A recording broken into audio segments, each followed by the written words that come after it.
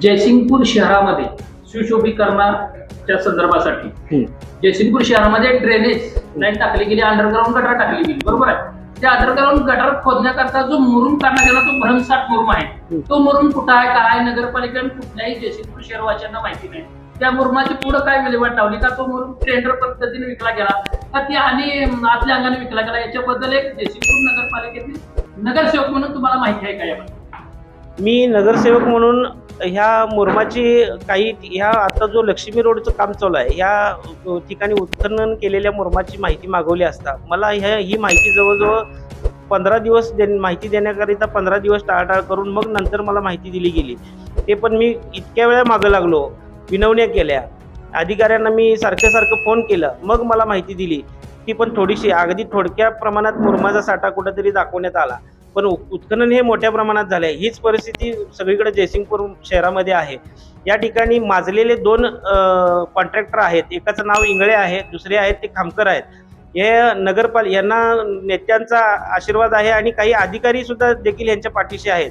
हे असं दिसत आहे, हे चित्र बघितलं तर जयसिंगपूरचं असं दिसत आहे की वर्क ऑर्डर नसताना देखील कामं करणे किंवा आधीच निधी येण्यापूर्वीच काम करून रिकामं होणे, मग ते कामाचा कुठला दर्जा त्याची तपासणी होत नाही, झाली तरी ते गुंडाळलं जाते सगळं.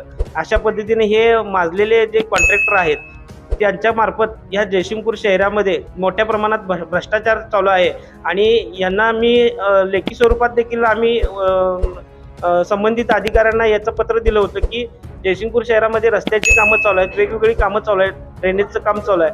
अशा ठिकाणी जी कामं चालू आहेत त्या ठिकाणी यांनी पूर्वकल्पना दिली पाहिजे, ते पेपरबाजी केली पाहिजे किंवा ज्या ठिकाणी काम चालू आहे तिथं कामासंदर्भात असणारी सर्व माहिती त्या ठिकाणी बोर्ड लावला पाहिजे, त्याच्यावर कालावधी टाकला पाहिजे, कितीला रक्कम ठरली त्याच्या रकमेची माहिती पाहिजे.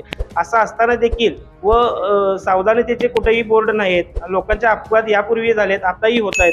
मग ह्याला कुठलीही जबाबदारी ह्या कॉन्ट्रॅक्टरांची नाही असं हे माजल्यासारखं वागत आहेत आणि कुठेही फलक लावत नाहीत, कुठलीही माहिती देत नाहीत. अशा पद्धतीने ह्या लोकांचं काम चालू आहे आणि ह्या कॉन्ट्रॅक्टरांना ब्लॅकलिस्ट करावं असं आम्ही कलेक्टर व आयुक्तांना आम्ही पत्रव्यवहार करून ह्या कॉन्ट्रॅक्टरांना ब्लॅकलिस्ट करावं अशी मागणी करणार आहे आणि यांचा कायमचा बंदोबस्त करू अशी आमची शिरोळ तालुका विकास आघाडीची भूमिका आहे.